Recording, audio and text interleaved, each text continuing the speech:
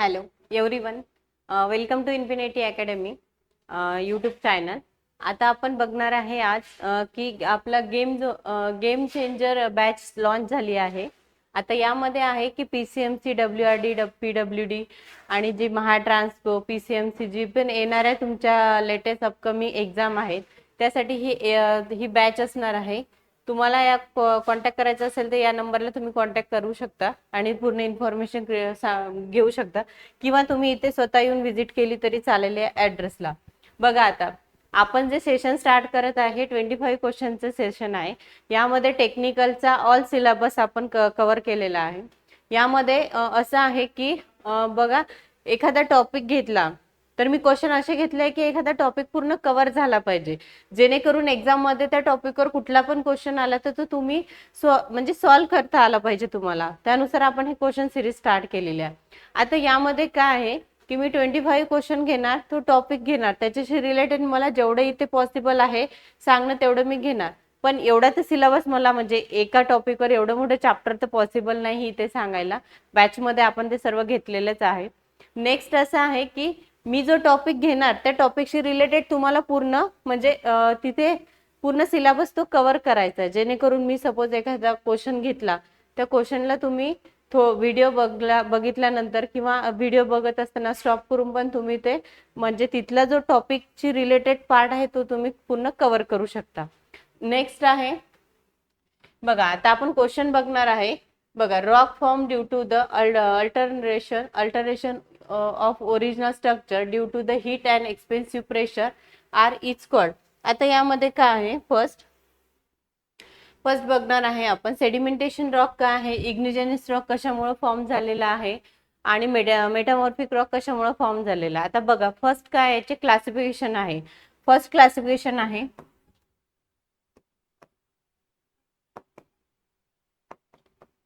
Chemical classification.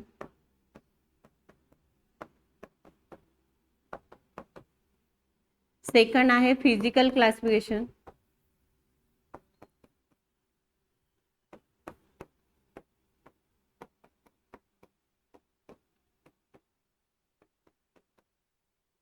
Third आहे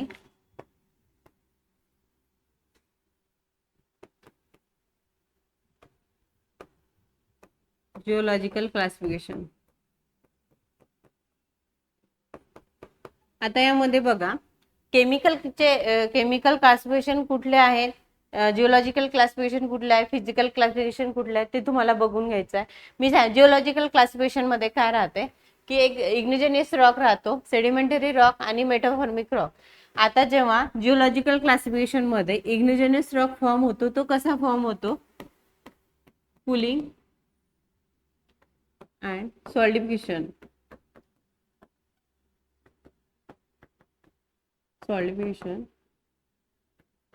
लावा and magma.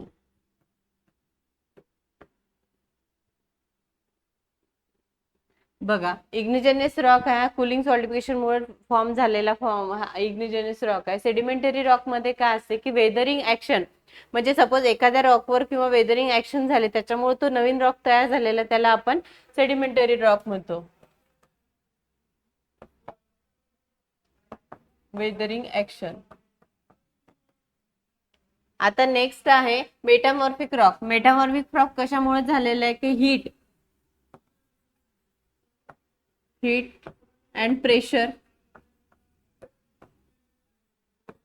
किंवा टेम्परेचर मुळे.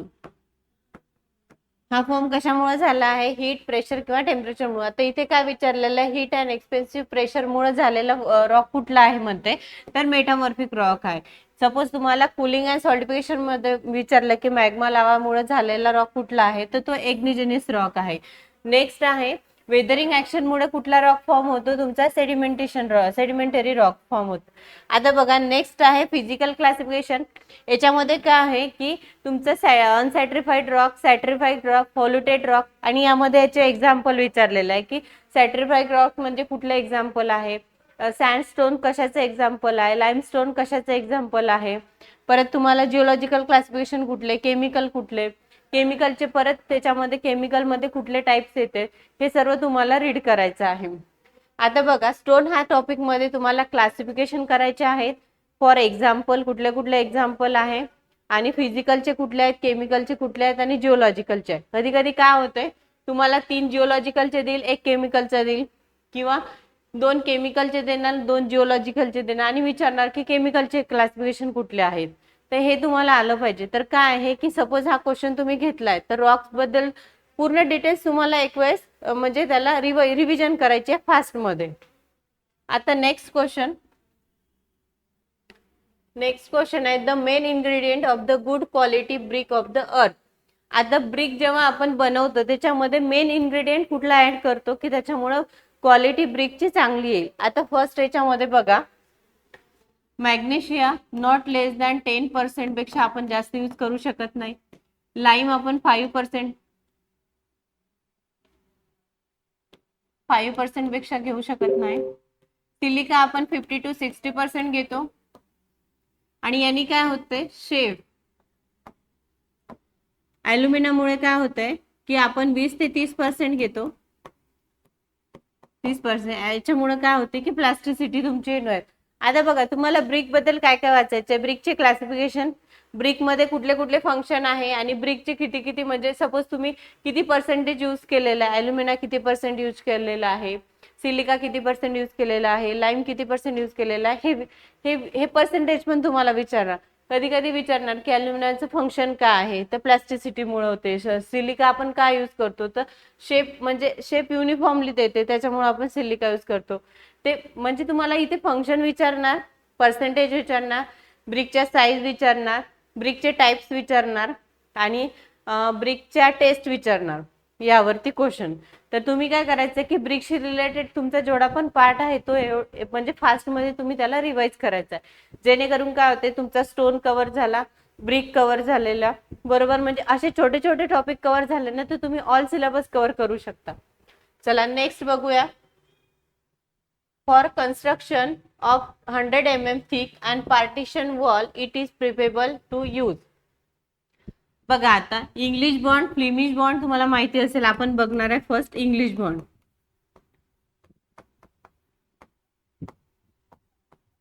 इंग्लिश बॉन्ड मध्ये काय आहे बघा, सपोज हे स्ट्रेचर आहे, हा स्ट्रेचर बॉन्ड आहे. तुम्हाला याच्यात हेडर बॉन्ड पण, हे काय झालं तुमचा इंग्लिश बॉन्ड. हे काय वन लेअर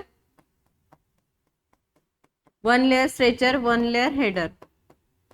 काय झालं, एक लेअर तुमची स्ट्रेचरची आहे, एक लेअर तुमची हेडरची आहे. एक लेअर स्ट्रेचर, एक लेअर हेडर, एक लेअर स्ट्रेचर आणि एक लेअर हेडर. आता फ्लेमिश बॉन्ड मध्ये काय आहे,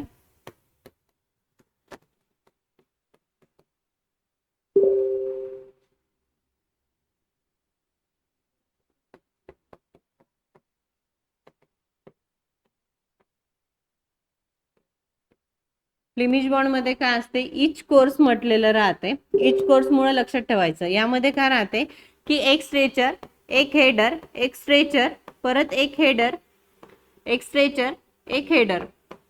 यामध्ये काय होते की वन एकच लेअर मध्ये stretcher header stretcher header. English bond मध्ये काय असते, stretcher header stretcher header stretcher header. English मध्ये व्हर्टिकल बॉन्ड चालतो आणि फ्लेमिश बॉन्ड मध्ये हॉरिझॉन्टल बॉन्ड चालतो.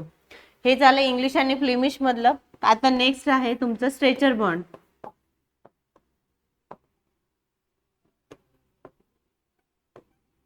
स्ट्रेचर बॉन्ड मध्ये काय असते,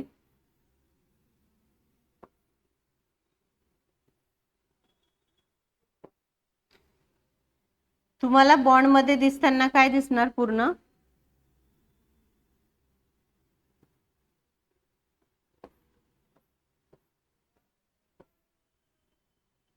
स्ट्रेचर बॉन्ड मध्ये काय असते त्याची, हे पूर्ण स्ट्रेचर दिसणार. ही लेअर पूर्ण तुमची स्ट्रेचरची राहते स्ट्रेचर बॉन्ड मध्ये. आणि हेडर बॉन्ड मध्ये काय असते,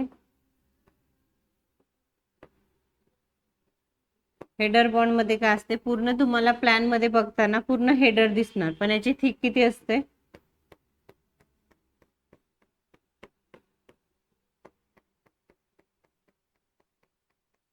हे काय झाले तुमचे हेडर बॉन्ड. या लेअर मध्ये पण हेडर असते, म्हणजे हे ऑल बॉन्ड हेडरचेच आहे. आता बघा याच्यामध्ये काय स्ट्रेचर बॉन्ड मध्ये प्लॅन मध्ये तुम्हाला समोरून बघताय हा काय झालाय तुमचा प्लॅन. याच्यामध्ये काय तुम्हाला हेडर दिसत आहे, पण स्ट्रेचर बॉन्ड मध्ये तुम्ही सपोज आता हा आपला रिमोट आहे बघा, हे काय झालं हा स्ट्रेचर बॉन्ड आहे. आपण स्ट्रेचर बॉन्ड बघत आहे बघा, स्ट्रेचर बॉन्ड आहे, इथून तुम्हाला स्ट्रेचर दिसत आहे आणि ही जी साइड आहे सपोज मी या साइडनी बघत आहे, हे काय हेडर बॉन्ड आहे. म्हणजे याची थिक किती आहे 100 mm प्लस मॉर्टर. आणि सपोज मी बॉन्ड असा केला, सपोज तुम्हाला समोरून हेडर बॉन्ड दिसत आहे, पण हे काय आहे थिक 200 mm प्लस काय आहे मॉर्टर. म्हणून काय झालं हा हेडर बॉन्ड म्हणजे तुम्हाला स्टार्टिंगला दिसताना काय दिसत आहे हेडर. स्ट्रेचर कसं आहे तुमची थिक कमी आहे त्यामुळे काय 100 mm थिक विचारलेलं आहे. यांनी काय इथे 200 विचारले असेल तर आपण हेडर आन्सर दिलं असतं, पण यांनी काय विचारलेलं 100 mm thick partition wall. 100 mm thick partition wall म्हणजे ऑल स्ट्रेचर येणार तुमचे, म्हणून आपला आन्सर असणार आहे स्ट्रेचर. फ्लेमिश बॉन्ड तर नाहीच आहे, गार्डन बॉन्ड नाहीये, हेडर बॉन्ड पण नाहीये. इथे लक्षात ठेवायचं की थिकनेस कशाची कमी आहे. जिथे स्ट्रेचर बॉन्ड म्हटलं तर तुम्हाला प्लॅन मध्ये बघताना पूर्ण स्ट्रेचर दिसणार पण त्याची थिक कमी येणार. हेडर बॉन्ड म्हटलं तर तुम्हाला प्लॅन मध्ये दिसताना हेडर दिसणार आणि त्याची थिक जास्त येणार, एवढं लक्षात ठेवायचं. आणि याच्या व्यतिरिक्त पण बरेच बॉन्ड आहेत, त्या बॉन्ड बद्दल पण तुम्ही पूर्ण डिटेल्स बघू शकता. एक वेळेस याचे डायग्राम करून जाल, तुम्हाला याच्यावर डायग्रामवर क्वेश्चन विचारलेले गेलेले आहे. म्हणजे तुम्हाला एकदा डायग्राम देणार आणि विचारणार हा कुठला बॉन्ड आहे, किंवा मग इंग्लिश आणि फ्लेमिश बॉन्ड मध्ये खूप कन्फ्यूज होते तिथे क्वेश्चन विचारलेले आहे. The commonly use lime in white washing. आता बघा आपण लाईम मध्ये व्हाईट वॉशिंगचा यूज कुठे करतो, हायड्रोलिक लाईमलाच काय म्हणतो वॉटर लाईम. लीन लाईमलाच काय म्हणतो आपण पुअर लाईम. फ्लॅट लाईमलाच आपण व्हाईट लाईम म्हणतो. आणि क्विक लाईम हे तर नाहीच, हे पण नाही हे पण नाही. हे काय झालं फ्लॅट लाईम इज आपण व्हाईट वॉशिंग म्हणून यूज केलेला आहे. नेक्स्ट आहे chemical formula for lime. Chemical formula काय आहे लाईमचा, लाईमचा आहे CaO आणि लाईमस्टोनचा आहे CaCO3. हा आहे लाईमस्टोनचा आणि हा आहे लाईमचा. आपल्याला त्यांनी काय विचारलंय फक्त लाईमचा. बघा लाईम मध्ये पण काय आहे क्लासिफिकेशन आहे ABCDE F पर्यंत F पर्यंत क्लासिफिकेशन आहे. तुम्हाला ते क्लासिफिकेशन करून जायचे आहे. लाईमचे कुठल्या म्हणजे व्हाईट लाईमला काय म्हणतंय, पुअर लाईमला दुसरं नाव काय आहे, किंवा हायड्रोलिक लाईमला दुसरं नाव काय आहे, वॉट या क्वेश्चन मध्ये घेतलं आपण, या क्वेश्चन मध्ये घेतलेलं आहे. हे विचारले जाते किंवा इथे फॉर्म्युले विचारणार तुम्हाला, हा फॉर्म्युला विचारणार. फॉर्म्युला म्हणजे लाईमचा फॉर्म्युला तर इझीच आहे आणि लाईमस्टोनचा विचारणार. नेक्स्ट आहे soundness test of cement determined. Soundness test आपण सिमेंटची कशासाठी केली जातो, एक्सपान्शन. ड्यू टू एक्सपान्शन म्हणजे सिमेंट आपण सपोज एखाद्या कंटेनर मध्ये टाकलं आणि ते ड्राय झाल्यानंतर त्याचं initial setting time final time complete झाल्यानंतर किती एक्सपान्शन होते त्यासाठी आपण साऊंडनेस टेस्ट केलेली आहे. आता बघा याच्यामध्ये पण कसं असते की साऊंडनेस टेस्ट मध्ये दोन आहेत. एक आपण लाईम साठी करतो ती ली चार्टेरियस ॲपरेटस वर करतो,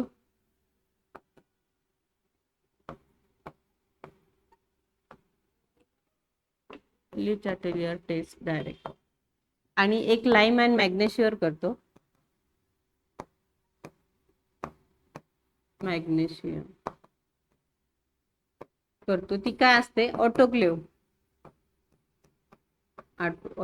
टेस्ट. ह्या दोन टेस्ट आहे साऊंडच्या. आता यांनी काय विचारलेलं आहे आपलं साऊंडनेस टेस्ट सिमेंट टू डिटरमाइन, फक्त साऊंडनेस टेस्ट विचारलेलं आहे.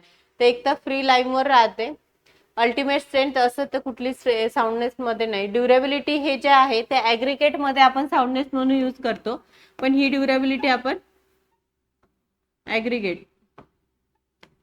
इनिशियल सेटिंग टाइम आपण हे कन्सिस्टन्सी साठी यूज करतो, त्याच्यामध्ये कन्सिस्टन्सी टेस्ट मध्ये initial setting time final setting time count केला जातो.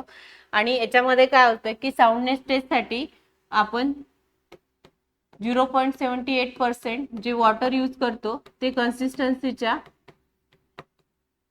कन्सिस्टन्सी ऑफ वॉटरवर डिपेंड करते. आणि जेव्हा इनिशियल सेटिंग टाइम आणि कन्सिस्टन्सी किंवा फायनल सेटिंग टाइम साठी करतो ते इथे 0.85 हे हा डिफरन्स लक्षात ठेवा. काय साऊंडनेस साठी 0.785% घेतो, कशाच्या कन्सिस्टन्सी ऑफ वॉटरच्या, आणि इनिशियल आणि फायनल सेटिंग टाइम किंवा कन्सिस्टन्सी टेस्ट साठी आपण 0.85% घेतो. बरोबर. आता हे लाईम साठी विचारलं तर हे लक्षात ठेवायचं, कारण काय होते आपण साऊंडनेस वाचतो आणि पटकन समोर जातो. लाईम आणि मॅग्नेशिया दिले तर आपण हे टेस्ट करतो, ऑटोक्लेव टेस्ट करतो, आणि लाईम साठी आपण ली चार्टेरियस टेस्ट करतो. बरोबर. परत तुम्हाला ली चार्टेरियस ॲपरेटर मध्ये डायमेन्शन विचारणार, लेंथ विचारणार. बघा हे डायमेन्शन कसं असणार,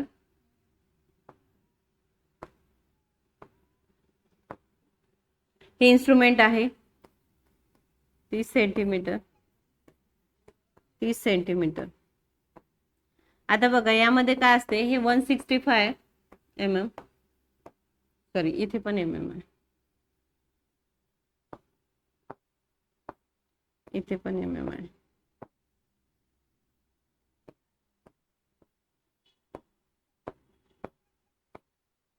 आता हे काय होतंय, हे इन्स्ट्रुमेंट आहे साऊंड ली चार्टेरियस ॲपरेटरचं.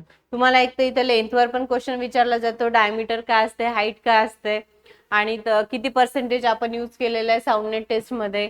फ्री लाईम टेस्ट आपण कुठल्या इन्स्ट्रुमेंटवर करतो, किंवा आपण लाईम अँड मॅग्नेशिया टेस्ट ही कुठल्या इन्स्ट्रुमेंटवर यूज करतो, इथे पण क्वेश्चन तुम्हाला विचारलेले आहेत. आता बघा इनिशियल सेटिंग टाइम काय असते, फायनल सेटिंग टाइम काय असते, कुठले इन्स्ट्रुमेंट स्ट्रेंथसाठी कुठलं इन्स्ट्रुमेंट यूज करतो, आणि आपलं टफनेस इंडेक्स कशासाठी यूज केलेला आहे. परत तुम्हाला क्रशिंग टेस्ट काय असते, टेन्साईल स्ट्रेंथ काय असते, कॉम्प्रेसिव्ह स्ट्रेंथ काय असते, ह्यावर क्वेश्चन विचारलेला आहे. ह्या पूर्ण टेस्ट तुम्हाला करायच्या आहे.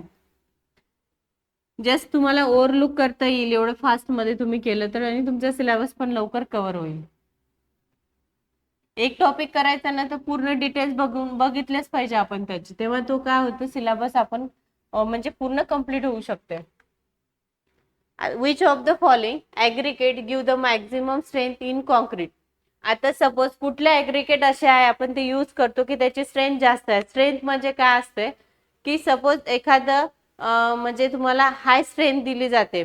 सपोज एखादे आता याच्यात दिलेलं काय त्यांनी राउंडेड ॲग्रिगेट, सपोज तुम्ही राउंडेड ॲग्रिगेट यूज केले तर तुम्हाला काय हाय स्ट्रेंथ मिळणार आहे का, नाही. यांनी राउंडेड ॲग्रिगेट मुळे काय होते, हाय वर्केबिलिटी राउंडेड हे देते. फ्लॅकी ॲग्रिगेट तर आपण यूज करत नाही स्ट्रेंथसाठी, इलॉंगेटेड ॲग्रिगेट पण यूज करत नाही. क्युबिकल ॲग्रिगेट आपण यूज करतो हाय स्ट्रेंथ मिळण्यासाठी. बरोबर आहे, आपला आन्सर असणार आहे cubical aggregate. Compound of cement which react immediately with water and set the first. आता बघा हे काय आहे, tri calcium silicate, tri calcium aluminate, dicalcium silicate. आता कुठला कंपोनंट हा वॉटर सोबत सर्वात आधी फर्स्ट टाइम सेट होतो असं त्यांनी विचारलेलं आहे. आता बघा हे काय झालं, C3S C3A C2S हे आहे आपले कंपाऊंड. याच्यामध्ये काय आहे की तुम्हाला कॅल्शियम सिलिका म्हणजे ट्राय कॅल्शियम सिलिकेटचा फॉर्म्युला विचारणार, केमिकल फॉर्म्युला काय आहे यामध्ये. परत तुम्हाला इथे स्ट्रेंथ विचारणार. आता ट्राय कॅल्शियम सिलिकेटची स्ट्रेंथ आहे 40%, डाय कॅल्शियम सिलिकेटची हे आहे 32%, ट्राय कॅल्शियम ॲल्युमिनेटची आहे 10%, आणि टेट्रा फॅट्रिक ॲल्युमिनियम सिलिकेटची हे आहे 8%. हे 3 कंपाऊंड आहे. एक चौथा कंपोनंट आहे टेट्रा कॅल्शियम ॲल्युमिनेट फेराइट याची पण विचारलेली आहे. आता याच्यामध्ये काय आहे, Fe2O3 हा याचा फॉर्म्युला आहे. आता बघा, तुम्हाला एक तर केमिकल फॉर्म्युले विचारणार, त्याची स्ट्रेंथ विचारणार, हीट ऑफ हायड्रेशन काय असते, रेट ऑफ हायड्रेशन काय असते, इन्क्रीजिंग ऑर्डर डिक्रीजिंग ऑर्डर विचारणार, हीट ऑफ हायड्रेशनची डिक्रीजिंग ऑर्डर काय, इन्क्रीजिंग ऑर्डर काय आहे, रेट ऑफ हायड्रेशनची डिक्रीजिंग ऑर्डर काय, इन्क्रीजिंग ऑर्डर काय, इथे क्वेश्चन विचारलेला आहे. आणि इथे केमिकल फॉर्म्युले पण विचारलेला आहे. आणि फर्स्ट काय आहे, आता आपण क्वेश्चनवर जाऊ की वॉटर कशामध्ये फर्स्ट सेट होतं. ट्रायगॅसिक अल्युमिनियम मध्ये आपण वॉटर सर्वात आधी सिमेंट सोबत ते रिएक्ट करतंय, म्हणजे ते फर्स्ट टाइम तिथे लवकर अट्रॅक्ट करतंय. हा झाला तुमचा. तुम्हाला परत सिमेंट मध्ये हे जे कंपाऊंड आहेत ते आपल्याला एक वेळेस परत तुम्ही घरी जाऊन चेक म्हणजे एक वेळेस बघू शकता, कारण काय होतं याच्यात तुम्हाला बरेचसे क्वेश्चन विचारलेले आहे. तर हे इझी आहे, एवढं काही हार्ड नाहीये, पण तुम्हाला स्ट्रेंथ वरून किंवा तुम्हाला पर्सेंटेज दिलेले राहते त्याच्यावरून तुम्ही त्याची डिक्रीजिंग इन्क्रीजिंग ऑर्डर लावू शकता. A brick wall in which each course consists of the alternative header and stretcher is known as. बघा, आता याच्यामध्ये यांनी विचारलेला हेडर आणि स्ट्रेचर. बघा, मी तुम्हाला स्टार्टिंगला सेकंड का थर्ड क्वेश्चन मध्ये सांगितलं stretcher Flemish bond English bond मध्ये काय असते. बघा, यांनी काय विचारलं, इच course.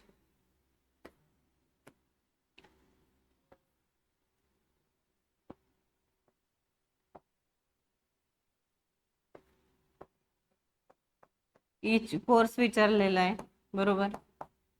Stretcher header stretcher header stretcher header stretcher header. आता यामध्ये काय होतं की जेव्हा तुम्ही स्ट्रेचर हेडर घेणार, इच कोर्स म्हटलेला आहे, तर काय आहे की हॉरिझॉन्टल जात आहे stretcher header stretcher header stretcher header. आणि हेच इंग्लिश बॉन्ड मध्ये काय सांगितलं होतं, 1 layer stretcher, second layer header, परत third layer stretcher, fourth layer तुमची हेडर. हे काय झालं, तुमचं व्हर्टिकल बॉन्ड चेंज करत आहे. आणि जेव्हा तुम्ही फ्लेमिश बॉन्ड मध्ये जाणार तेव्हा तुम्हाला हॉरिझॉन्टल बॉन्ड चेंज करायचा आहे. त्याला आपण काय म्हटलेलं आहे, each course consist of the alternative header and stretcher म्हटलेलं आहे. तर आपला आन्सर काय आहे, फ्लेमिश बॉन्ड. आता इंग्लिश बॉन्ड मी तुम्हाला मगा सांगितलेलं आहे, स्ट्रेचर बॉन्ड पण सांगितलेलं आहे. झिगझॅग बॉन्डची पण हे आहे डायग्राम आहे, त्याच्यावर तुम्हाला डायग्रामवरच क्वेश्चन विचारले जाते. गार्डन बॉन्ड झिगझॅग बॉन्ड काय असते हे तुम्हाला आपल्या क्वेश्चन तुम्हाला याच्यावर डायग्रामवर येते. आणि इंग्लिश आणि फ्लेमिश बॉन्ड मधला तुम्हाला डिफरन्स फक्त इथे विचारलेला आहे. which of the following aggregate give the maximum strength in concrete. आता सॉरी, हा क्वेश्चन झाला आपला. नेक्स्ट आहे, what is the grade of timber as per timber gradient IS code if modulus of elasticity. हा इथे विचारलेलं आहे. बघा, आपल्याला टिंबरचं काय विचारलेलं आहे, लक्षात ठेवा. टिंबर मध्ये दोन पार्ट आहे, एक क्लासिफिकेशन ऑफ द ड्युरेबिलिटी आहे आणि एक मॉड्युलस ऑफ द इलेस्ट्रिसिटी आहे.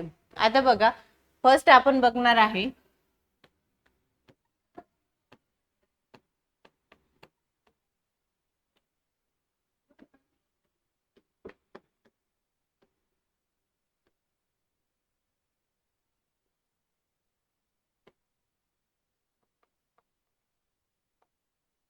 Modulus of durability. याच्यामध्ये काय आहे ते, first high durability,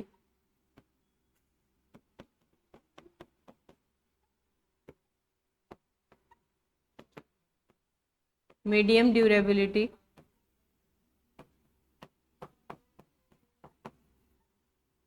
high medium आणि low.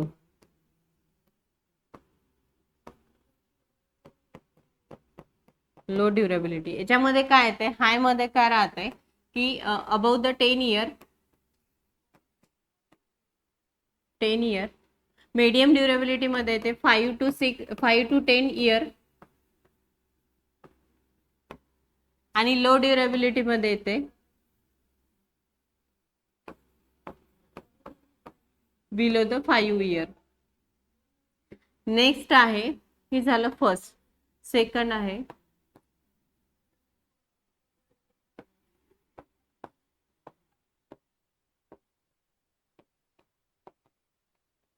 Elastic.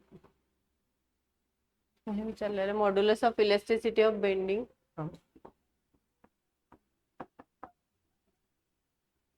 Modulus of elasticity. आता याच्यामध्ये काय, ग्रेड ए, ग्रेड बी आणि ग्रेड सी. आता ए मध्ये काय येते, above the 12.5 newton per mm square second मध्ये येते 12.5 to 9.8 newton per mm square आणि याच्यामध्ये ते 5.6 to 9.8 to 5.6 newton per mm square. आता बघा मॉड्युलस ऑफ ड्युरेबिलिटी मध्ये काय ते हाय ड्युरेबिलिटी विचारली तर 10 इयर पर्यंत राहते टिम्बरची आणि मीडियम विचारली तर 5 ते 10 इयर मध्ये राहते. लो ड्युरेबिलिटी विचारली तर less the below 5 year. Next मध्ये काय ते मॉड्युलस ऑफ इलास्टिसिटी मध्ये काय ते grade A, grade B, grade C ही जी व्हॅल्यू आहे तुम्हाला लक्षात ठेवायचं. अबव द 12.560 हे ते ए ग्रेड मध्ये, 12.5 टू 9.8 न्यूटन पर mm हे ते बी ग्रेड मध्ये, 9.8 टू 5.6 न्यूटन पर mm हे ते ग्रेड सी मध्ये. आपल्याला काय विचारलेलं आहे 5.6 to 9.8 newton per mm square, sorry kilo newton पाहिजे होता, किलो न्यूटन मध्ये विचारलेलं आहे. तर याच्यामध्ये आपला आन्सर काय आहे ग्रेड सी. ए मध्ये तर नाही, बी मध्ये पण नाही, डी तर असा कुठला ग्रेडच नाहीये. बघा तुम्हाला आता टिम्बरचं काय आहे की टिम्बरचे तुम्हाला एक्झॅक्ट त्यांनी काय विचारलेलं आहे की क्लासिफिकेशन विचारलेले आहेत. नंतर टिम्बरचे तुम्हाला टाइप्स विचारायचे आहेत. नंतर नेक्स्ट टाइम टिम्बर मध्ये तुम्हाला डायग्राम दिली जाते आणि विचारते की हा या पार्टचं नाव काय, त्या पार्टचं नाव काय, यामध्ये विचारलेलं. आणि टिम्बरचे आणखी क्लासिफिकेशन पडलेले आहेत, ते तुम्हाला एक वेळेस बघून जायचे आहे. मी आता तुम्हाला एवढे क्लासिफिकेशन सांगू नाही शकत होते.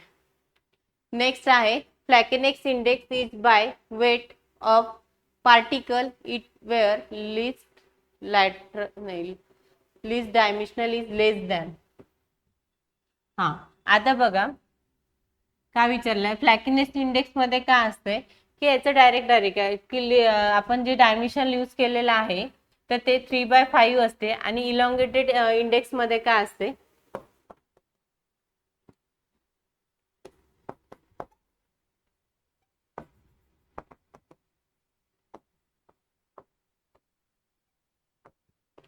9 to 5 डी डायमेन्शनल. हे काय असते list dimensional is less than. आता इथे 3 to 5 आहे आणि हे फक्त फ्लॅकेनेस इंडेक्स साठी, इलॉंगेशन इंडेक्स साठी 9 to 5 असते आणि 1.5 हे ब्रॅकेट मध्ये. आणि इथे काय आहे 3 to 5 साठी 0.6 mm. हे लक्ष, हे डायरेक्ट फॉर्म्युला आहे दिलेले त्यांनी की फ्लॅकेनेस इंडेक्स साठी आपण किती पर्सेंट यूज करतो 3 to 5% in a mean dimensional. Elongated induction साठी काय 9 to 5 मीन डायमेन्शनल. नेक्स्ट आहे strength of concrete is maximum for. आता स्ट्रेंथ ही कॉन्क्रीटची काय असते मॅक्झिमम कशामध्ये मिळते आपल्याला टेन्शन मध्ये. टेन्शन मध्ये काय असते की तुम्ही पूल म्हणजे टेन्शन करत आहे. सपोज आता ही चेन आहे, मी दोन्ही साईडने त्याला ओढत आहे, काय होत आहे टेन्शन म्हणजे टेन्शन प्रेस होत आहे ना, म्हणजे टेन्साईल होत आहे ना ते. आणि कॉम्प्रेशन मध्ये काय होते की सपोज हा रिमोट आहे बघा, मी दोन्ही साईडनी कॉम्पॅक्ट करत आहे, हे काय झालं कॉम्प्रेशन. म्हणजे काय होतंय की मी कॉम्पॅक्ट करत आहे. स्ट्रेन कशामुळे देईल आपल्याला ओढल्यामुळे देणार का ट्रेस केल्यामुळे देणार. स्ट्रेन कशामुळे येते कॉम्प्रेशन मुळे. हे तर आन्सर नाहीये बोथ अँड हे पण नाही. नेक्स्ट आहे the brick arrange the projecting in alternate course for purpose bonding the future work is called. आता बघा एखादं कन्स्ट्रक्शन आहे आणि आपल्याला आता सपोज घर बांधलंय आपण, पण आपल्याला नेक्स्ट सपोज म्हणजे थोडं इकॉनॉमिकली मुळे आपण काय करणार किंवा 2 वर्षांनी आणखी समोरचं कन्स्ट्रक्शन करू असं आपला प्लॅन. आणि खेडेगावामध्ये बऱ्यापैकी असं राहते. तर इथे काय केलेलं राहते की नेक्स्ट फ्युचर मध्ये पण तुम्हाला कन्स्ट्रक्शन कंटिन्यू करायचं असेल तर तुम्ही काय केलेलं राहते ब्रिकमध्ये, ब्रिकची अशी अरेंजमेंट राहते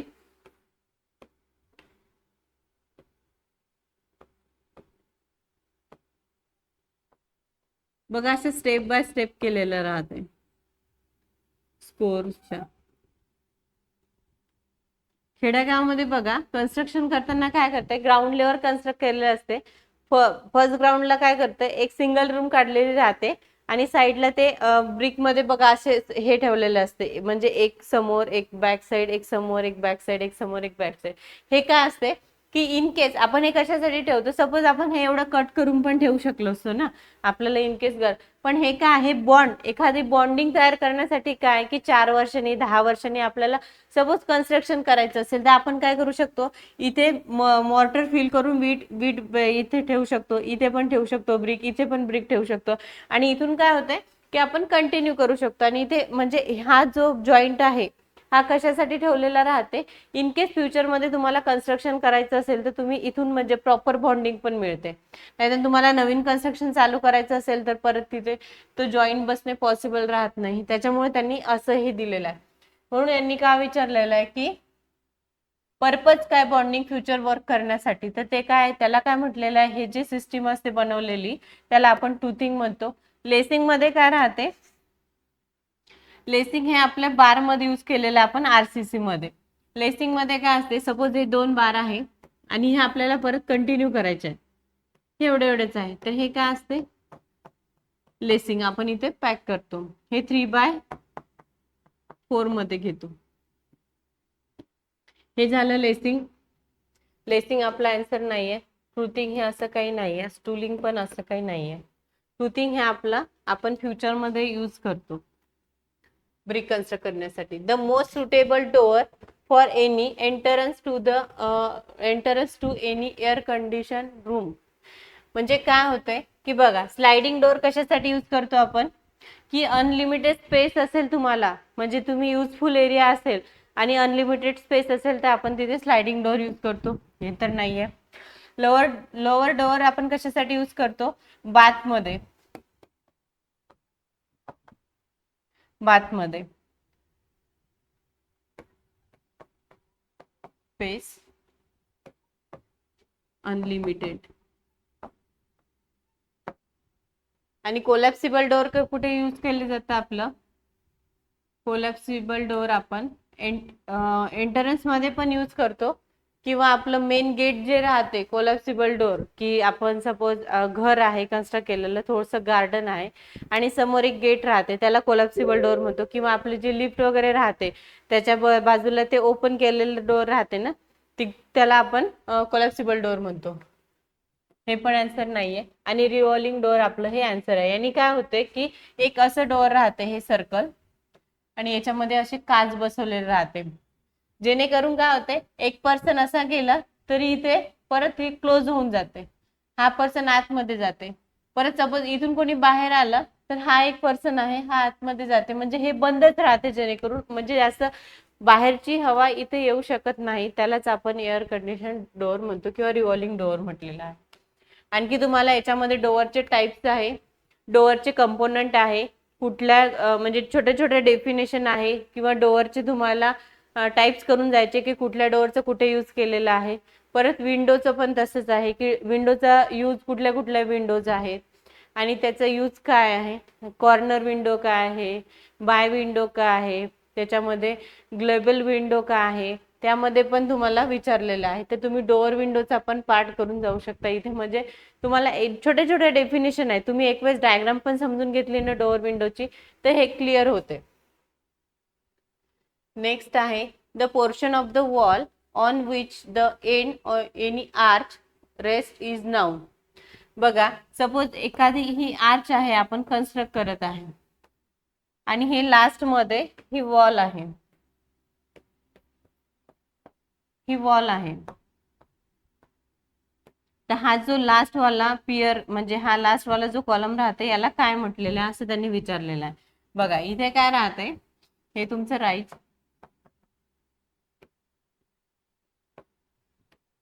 हे असं राहते काही, हे जे काय राहते हे अबॅटमेंट राहते. अबॅटमेंट जे मधामध्ये राहते त्याला आपण पियर म्हणतो, आणि लास्ट मध्ये राहते त्याला अबॅटमेंट म्हणतो. नोसिंग म्हणजे काय राहते की हा एक तुमच्या स्टेअरकेटचा पार्ट झालेला आहे. लिंटेल काय आहे, तुम्हाला लिंटेल पण माहिती आहे. लिंटेल काय असते की सपोज तुम्ही एखाद्या डोअर आणि विंडोच्या वरती जे लोड येते ते कॅरी करण्यासाठी आपण तिथे लिंटेल यूज केले राहते, बरोबर.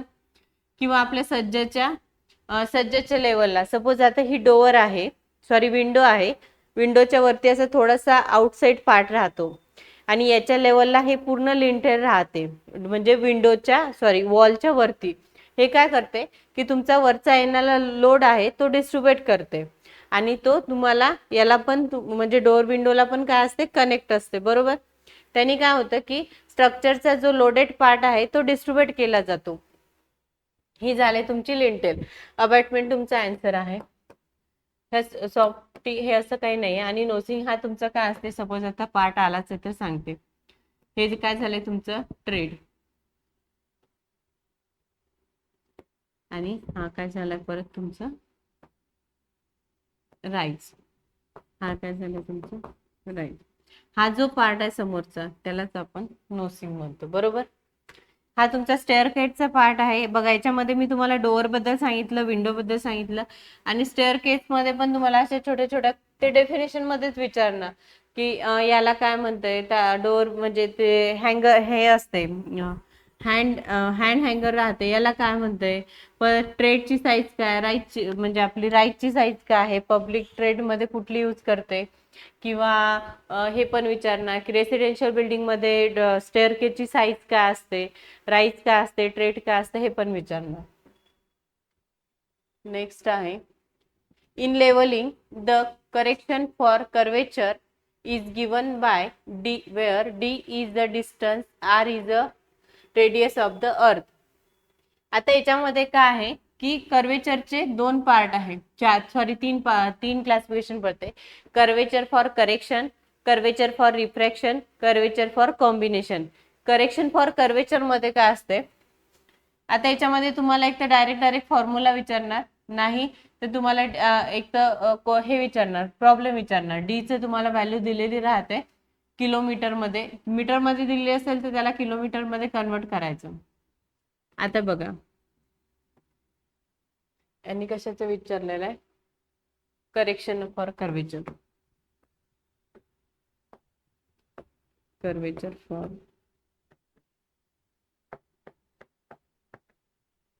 करेक्शन. याचा फॉर्म्युला काय आहे, डी स्क्वेअर अपॉन 2r. हा झाला C curvature for correction.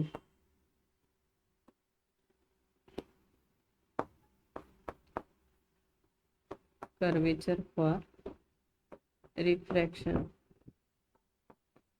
रिफ्रॅक्शनचा formula आहे सी मायनस 1/7 डी चा स्क्वेअर अपॉन 2r.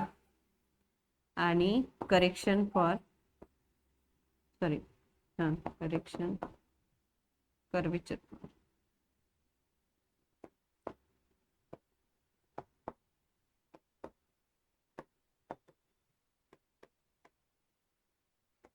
कॉम्बिनेशन. याच्यामध्ये काय राहते की या दोघांचं कॉम्बिनेशन राहते, म्हणजे हे इथे लिहिते मी, डीचा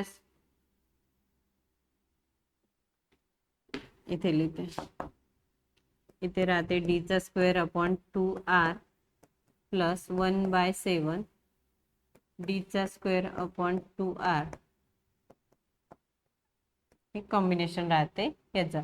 एक तर तुम्हाला डी ची व्हॅल्यू दिलेली राहते, तुम्हाला आर दिले, रेडियस दिले राहते डी सपोज तुम्हाला मीटर मध्ये दिलेला असेल तर तो तुम्हाला किलोमीटर मध्ये घ्यावं लागेल, म्हणजे जेणेकरून तुमचं कर्वेशन फॉर करेक्शनचा आन्सर हे मीटर मध्ये यायला पाहिजे. हे इथे एक लक्षात ठेवायचं. एक तर तुम्हाला प्रॉब्लेम विचारणार आहे आणि काय विचारलंय, correction for curvature, D square, 2d तर नाही, डीचा स्क्वेअर पण नाही, डीचा स्क्वेअर पाहिजे होता, हे नाही, डीचा स्क्वेअर अपॉन 2r हे आपलं राईट आन्सर आहे. आता यावर तुम्हाला एक तर प्रॉब्लेम किंवा डायरेक्ट फॉर्म्युला विचारणार की कॉम्बिनेशनचा फॉर्म्युला काय, रिफ्रॅक्शनचा फॉर्म्युला काय, किंवा कर्वेचरचा फॉर्म्युला काय. In which of the following method of the plane table survey orientation of the plane table is not required. आता यामध्ये काय विचारलंय की असा कुठला टाइप्स आहे की त्याच्यामध्ये आपण ओरिएंटेशनची रिक्वायरमेंट नाही आहे. आता बघा, फर्स्ट आहे रेडिएशन मेथड. रेडिएशन मेथड मध्ये काय, सपोज हा प्लेन टेबल आहे, इथून काय केलं आपण, ए पॉइंट घेतला, इथून बी घेतला, परत सी घेतला, डी घेतला आणि इथून ई घेतला. आपण काय केलं, हे पॉइंट कनेक्ट केले. बरोबर आहे. हा झाला आपल्या एरियाचा सर्वे. याच्यामध्ये काय झालं की इथे प्लेन टेबल केला, एका पॉइंट वरून आपण काय केलं की ऑल पॉइंट कनेक्ट केले. बरोबर बरोबर. इथे ओरिएंटेशन करायचं काम पडलं का. सपोज मी इथून समोरचं डिस्टन्स घेतलं आणि परत इथला प्लेन टेबल उचलून मी समोर ठेवला आणि तिथून मी परत बॅक साइड रेडिंग घेतलं किंवा बॅक साइड मी ओरिएंटेशन केलं, असं केलंय का आपण. रेडिएशन मेथडमध्ये आपण ओरिएंटेशन करत नाही. आता बघा, आता हे झालं, यांनी काय विचारलेलं आहे की नॉट म्हटलेलं आहे. अशी कुठली मेथड आहे, तर हीच आहे इंटरसेक्शन मेथड मध्ये. आता आपण सर्व मेथड बघूया. इंटरसेक्शन मेथड मध्ये काय राहते, सपोज तुम्ही इथे एक ए पॉइंट आहे, इथे तुम्ही प्लेन टेबल ठेवला आणि परत तुम्ही इथे एक पॉइंट घेतला, इथे प्लेन टेबल ठेवला. बरोबर. हे काय झालंय, ऑलरेडी तुमच्याकडे 2 पॉइंट होते हे माहिती आहे. तुम्हाला इथून नेक्स्ट पॉइंट घ्यायचा असेल तर तुम्ही काय करणार, आधी सपोज तुम्हाला इथे एक पॉइंट घ्यायचा आहे, तुम्ही काय करणार, इथून एक ओरिएंटेशन करणार, म्हणजे इथून एक पॉइंट घेणार, हा झाला सी, कनेक्ट करणार. परत काय करणार, इथून परत तुम्ही सी वर प्लेन टेबल ठेवणार, सी वरून तुम्ही काय करणार, ए ला ओरिएंटेशन करणार, सी ला करणार. बरोबर. परत काय करणार, इथले इन्स्ट्रुमेंटनी काय केलं, इथे इन्स्ट्रुमेंट ठेवलेला आहे, सपोज हे इन्स्ट्रुमेंट आहे, इथून तुम्ही ए पॉइंट लोकेट केला, परत तुम्ही ओरिएंटेशन ए ला पण केलं आणि बी ला पण केलं. बरोबर. आता सी पॉइंट तुमचा फिक्स झाला. आता समोर तुम्हाला डी पॉइंट घ्यायचा असेल तर तुम्ही काय करणार, इथून एक पॉइंट घेणार डी. बरोबर. इथे इथला प्लेन टेबल इथे आणणार. बरोबर. इथून काय केलं, या डी नी सी ला ओरिएंटेशन केलं, परत तुम्ही इथून ए ला ओरिएंटेशन केलं, इथून सी डी नी इथे बी ला ओरिएंटेशन केलं. बरोबर. इथे काय झालं की तुम्ही एका पॉइंट वरून ओरिएंटेशन करत आहेत, म्हणजे इथे 2 टाइम ओरिएंटेशन केलं. इथून डी वरून परत तुम्ही सी केलं, डी वरून तुम्ही बी केलं, डी वरून तुम्ही ए ओरिएंटेशन केलं. म्हणजे आपण इंटरसेक्शन मेथड मध्ये पण ओरिएंटेशन करतो. ट्रॅव्हल्सिंग मध्ये काय राहतंय,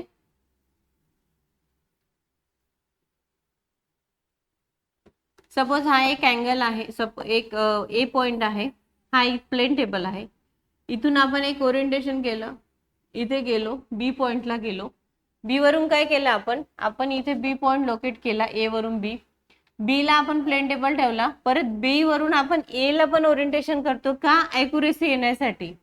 परत मला बी वरून सी पॉइंट घ्यायचा होता, मी इथे सी पॉइंट घेतला, परत मी इथला प्लेन टेबल इथे ठेवला, मी इथून काय केलं, बी ला पण ओरिएंटेशन केलं आणि माझा न्यू पॉइंट पण घेतला. बरोबर. इथून सी वरून मी न्यू पॉइंट घेतला आणि सी वरून मी ओरिएंटेशन केलं. बरोबर. हे झालं तुमचं बी वर ओरिएंटेशन.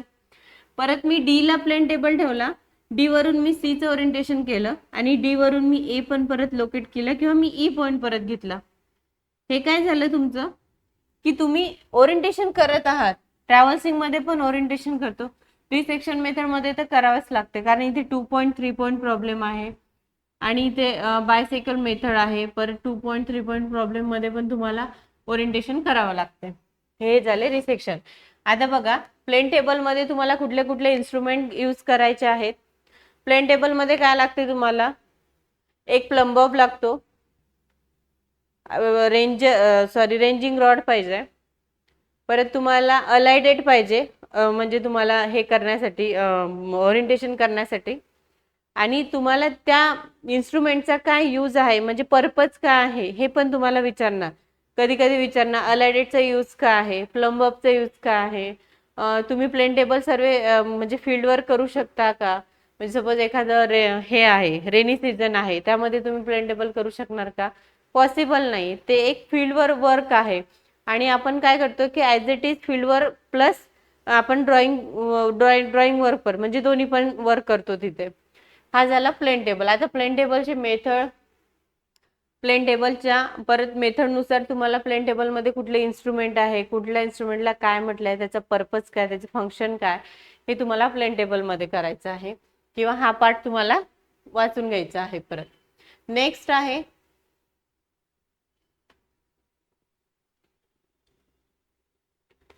नेक्स्ट आहे बघा, हा एक सर्वेचाच क्वेश्चन आहे. If the spacing of the cross hair in stadia diaphragm of the tachometer is 16 mm and the focal length 16 mm diaphragm, focal length of the object glass 32 centimeter, then multiplying constant for the tachometer will be. आता बघा, एक काय राहते, एक additive constant राहते आणि एक multiplying constant राहते. ऍडिटिव्ह कॉन्स्टंट कुठे आहे,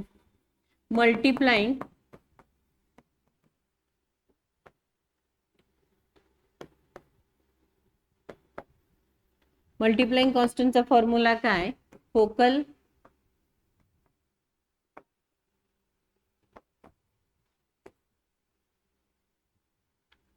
लेंथ ऑफ काय दिलेलं आहे, cross hair of the Stadia diaphragm.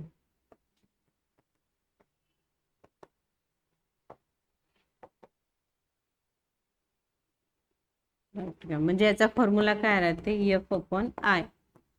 आता बघा, फोकल लेंथ काय दिलेली आहे त्यांनी आपल्याला, फोकल लेंथ 32 सेंटीमीटर. आता हे सेंटीमीटरला आणि हे इथे MM मध्ये दिले. आता हे 16 MM आहे, हे जसं तसं ठेवायचं. सेंटीमीटरला आपण MM मध्ये कन्वर्ट करू शकतो. सेंटीमीटरला MM मध्ये कन्वर्ट केलं तर काय होते, 32 mm परत 60 mm बरोबर, हे 20 आन्सर आला. MM कटलं बरोबर आहे. आन्सर काय आपला 20. बघा, हा झाला मल्टिप्लाइंग कॉन्स्टंट. याच्यामध्ये एक ऍडिटिव्ह कॉन्स्टंट असते, ऍडिटिव्ह कॉन्स्टंटचा फॉर्म्युला काय, F+D. आणि मल्टिप्लाइंग कॉन्स्टंटचा फॉर्म्युला लक्षात ठेवा, ऍडिटिव्ह कॉन्स्टंटचा फॉर्म्युला लक्षात ठेवा. यामध्ये काय राहते, टॅकोमीटर मध्ये तुम्हाला विचारते की म्हणजे एनालिटिकल लेन्स असेल तर तुम्ही म्हणजे दिलेलं राहते, तुम्ही मल्टिप्लाइंग कॉन्स्टंट दिलेला राहतो, ऍडिटिव्ह कॉन्स्टंट दिलेला राहतो. कधी कधी एक्झाम मध्ये तुम्हाला मल्टिप्लाइंग कॉन्स्टंट दिलेला राहतो, ऍडिटिव्ह कॉन्स्टंट दिलेला राहतो आणि डिस्टन्स विचारते काढायला. तर डिस्टन्सचा फॉर्म्युला काय आपला, D = KS + C. के काय आहे, तुमचा मल्टिप्लाइंग कॉन्स्टंट आहे. जो सी आहे तो हा ऍडिटिव्ह कॉन्स्टंट आहे. आणि एस जे आहे हे स्टेडिया डायफ्राग्रामचं हे डिस्टन्स दिलेलं राहते तुम्हाला. ते क्वेश्चन मध्ये ऍज इट म्हणजे गिवन राहते. हे तुम्हाला या डिस्टन्स काढायचं असतं यावरून. बघा, तुम्हाला 1-1, 2-2 मार्क्सला एकदम इझिली क्वेश्चन विचारते. 2 मार्क्सला तर एकदम नॉर्मल क्वेश्चन. या क्वेश्चन मध्ये काहीच नव्हतं. मल्टिप्लाइंग कॉन्स्टंटचा फॉर्म्युला माहिती असेल ना तर तुम्ही नॉर्मली आन्सर काढू शकला असतं. आता मग if a tachometer is fitted with the analytical lens, मी तुम्हाला आताच बोलली. सपोज टॅकोमीटर मध्ये तुम्ही अनालिटिकल लेन्स ही फिट केलेली असेल तर तुमचा मल्टिप्लाइंग कॉन्स्टंट हा 100 असतो आणि ऍडिटिव्ह कॉन्स्टंट हा 0 असतो. आता हा analytical lens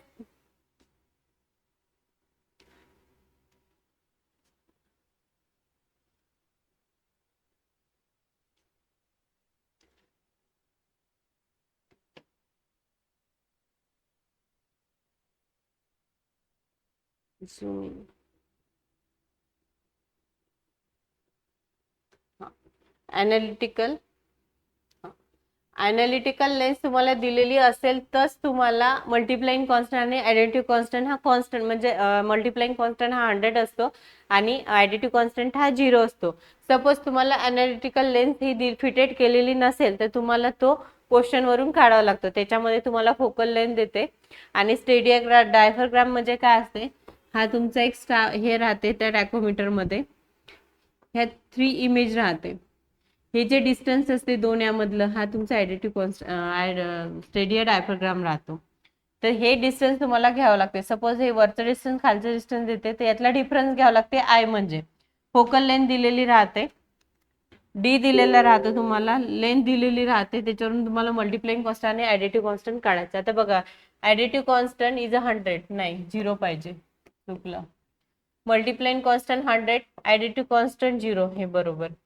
both additive multiplying constant are 100, चुकीचं, हे तर नाहीच आहे 50. नेक्स्ट आहे the silt factor in Lacey theory is given as. हा फॉर्म्युला आहे, सेल्फ फॅक्टरचा फॉर्म्युला लक्षात ठेवायचा आहे. 1.7 F is to 1.76 root M R. आता यामध्ये काय असते की हा एक तर फॉर्म्युला देणार तुम्हाला आणि हे इथं एम म्हणजे काय असते की तुमचं डिस्टन्स राहते मेजर केलेलं, तर ते तुम्हाला इथे डिस्टन्स दिलेलं राहते. त्यांनी इथे डी घेण्याच्या ऐवजी यांनी एम घेतलेला आहे. For the submerge body if the centre of the buoyancy is above the center of gravity, equilibrium is called. Above विचारलेला आहे बघा, हा आहे FM चा क्वेश्चन. आता तुम्हाला शॉर्ट ट्रिक सांगायची म्हटलं तर इक्विलिब्रियम बघा कसं राहते. काय विचारल्याने, सबमर्ज द बॉडी काय आहे, सबमर्ज झालेली आहे. सपोज ही बॉडी आहे, ही सबमर्ज झालेली आहे. हा काय झाला, तुमची बॉडी जेवढी सबमर्ज झालेली आहे,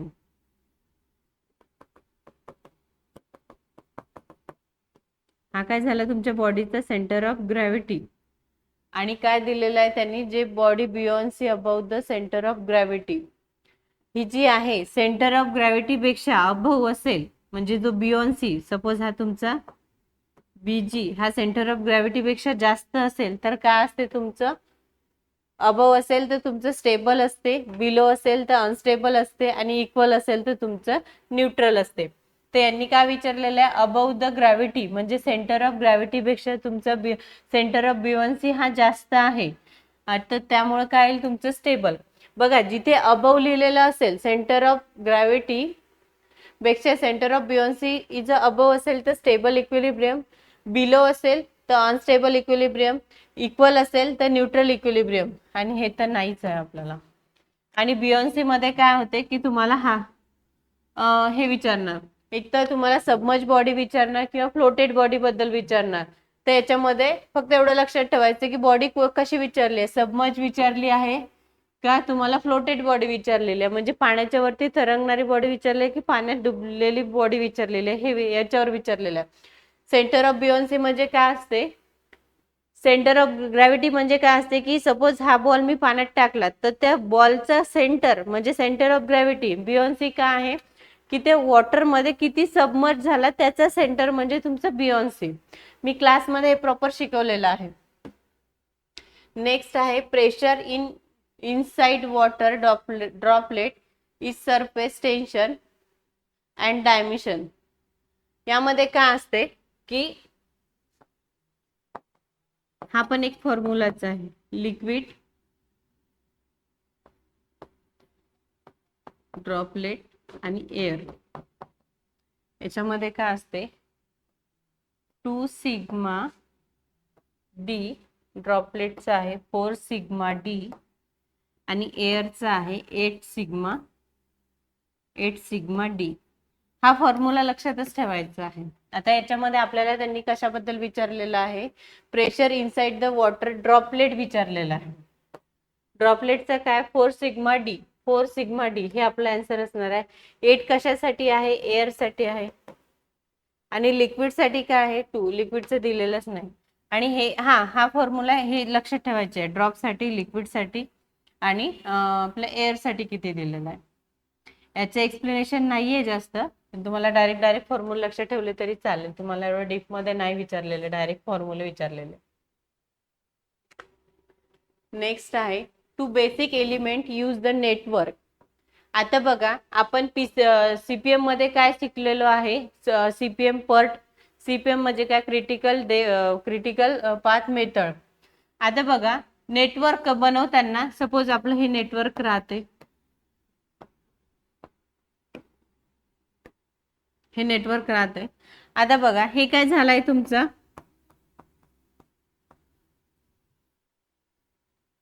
त्यांनी काय विचारलेलं आहे, यूज द नेटवर्क. हे काय झालं तुमचं इव्हेंट आणि ही काय झाली तुमची ऍक्टिव्हिटी. हे काय झालं तुमचं इव्हेंट, ही काय झाली तुमची ऍक्टिव्हिटी. आता यामध्ये काय झालं की सपोज इथे हा तुमचा फर्स्ट इव्हेंट आहे, हा सेकंड आहे. फर्स्ट टू सेकंड पर्यंत जायला ऍक्टिव्हिटी म्हणजे त्याला टाइम किती लागला ते सांगायचं काम करते ऍक्टिव्हिटी. इव्हेंट काय आहे की तुमची मेन प्रोसेस सांगते. सपोज आता फर्स्ट आहे, इथून इथपर्यंत मला काम करायचंय. सपोज आपण फॉर एक्झाम्पल कन्स्ट्रक्शनचं घेऊ. मला स्टार्टिंगला फाउंडेशन कन्स्ट्रक्ट करायचं आहे. तर फाउंडेशन पासून तर प्लीन पर्यंत येण्यासाठी मला टायमिंग किती लागणार? ऍक्टिव्हिटी काय दर्शवते? तुमचं टायमिंग सांगते. आणि इव्हेंट काय सांगते की तुमची स्टार्ट टू एंड प्रोसेस किती आहे, म्हणजे तुम्ही स्टार्ट कधी केलं आणि एंड केव्हा होत आहे हे तुमचे इव्हेंट सांगते. म्हणून त्यांनी काय सांगितलं, 2 बेसिक एलिमेंट कोणते आहेत नेटवर्क ड्रॉ करण्यासाठी? आपण इव्हेंट पण यूज करतो, ऍक्टिव्हिटी यूज करतो. ऍक्टिव्हिटी आणि पार्ट नाही, टाइम अँड इव्हेंट नाही, ऍक्टिव्हिटी आणि टाइम नाही, ऍक्टिव्हिटी आणि इव्हेंट पाहिजे, हे इव्हेंट पाहिजे होतं. ऍक्टिव्हिटी आणि इव्हेंट हे बरोबर आहे. म्हणजे त्यांनी काय विचारलेलं आहे की एलिमेंट विचारलेलं आहे की तुम्ही काय, आपण काय करतो नेटवर्क डायग्राम ड्रॉ करताना इव्हेंट आणि ऍक्टिव्हिटी, इव्हेंट आणि ऍक्टिव्हिटीवरच आपलं नेटवर्क डायग्राम होते. हा झाला सीपीएम. सीपीएम मध्ये काय तुम्हाला विचारणार, इव्हेंट बद्दल आणि सीपीएम मधला इव्हेंट पर्ट आणि सीपीएम मधला तुम्हाला डिफरन्स विचारणार.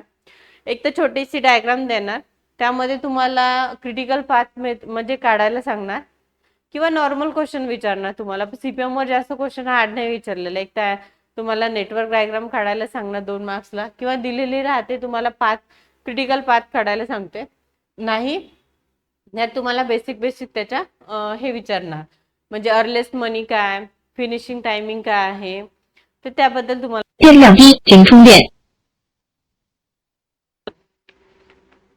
नेक्स्ट आहे if the current bearing and required bearing. Required bearing काय दिलेली आपल्याला त्यांनी, नॉर्थ 25 डिग्री वेस्ट, आणि देन WCB बेरिंग मध्ये त्यांनी तुम्हाला कन्वर्ट करायचं सांगितलेलं आहे. बरोबर. बघा आता बघा, हा सर्वेचा क्वेश्चन आहे. इथे खूप सारे जण कन्फ्युज होते. हे काय झाले तुमची नॉर्थ, हे साऊथ, हे ईस्ट आणि हे वेस्ट. काय दिलेलं आहे त्यांनी, रिक्वायर्ड बेरिंग काय दिलेली आहे आपल्याला, नॉर्थ टू वेस्ट. आता नॉर्थ पासून घ्यायचं आहे आपल्याला, तर हे किती दिलेलं आहे त्यांनी, 25. या साईडला चाललंय ना वेस्ट, म्हणून आपण असं आलेलो इथून 25. बरोबर. आणि होल सर्कल बेरिंग काढायचे सांगितलेले आहे. हे काय आपलं 0 डिग्री, 90 डिग्री, 180 डिग्री, 270 डिग्री, आणि हा आपला पूर्ण किती असतो, 360 डिग्री. आता बघा 360 मधून 25 मायनस केले,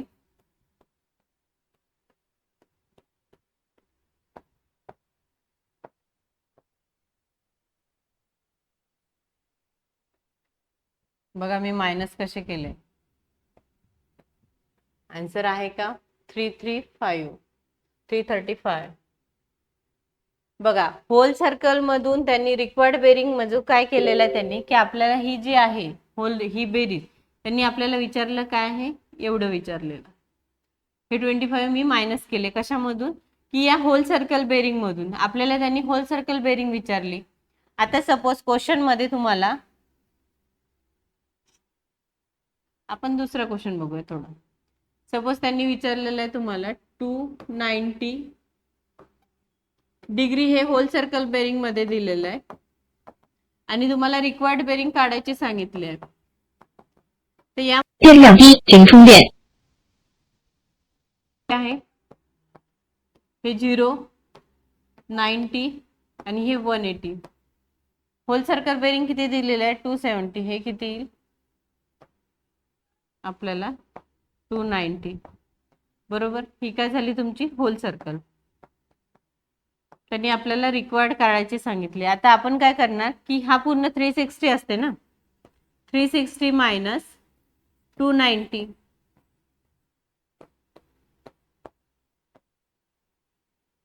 16तून 9 गेले, हे काय झालं आपलं, हे 70 डिग्री राहिलं. पण आता लिहिताना आपण रिक्वायर्ड बेरिंग मध्ये कसं लिहिणार, आपण काय करतो, नॉर्थ पासून स्टार्ट करतो ना. रिक्वायर्ड बेरिंग मध्ये काय असते, नॉर्थ किंवा साऊथ पासूनच आपण स्टार्ट करतो, आणि ईस्ट किंवा वेस्ट मध्ये आपण त्याला एंड करतो त्याचा. बघा नॉर्थ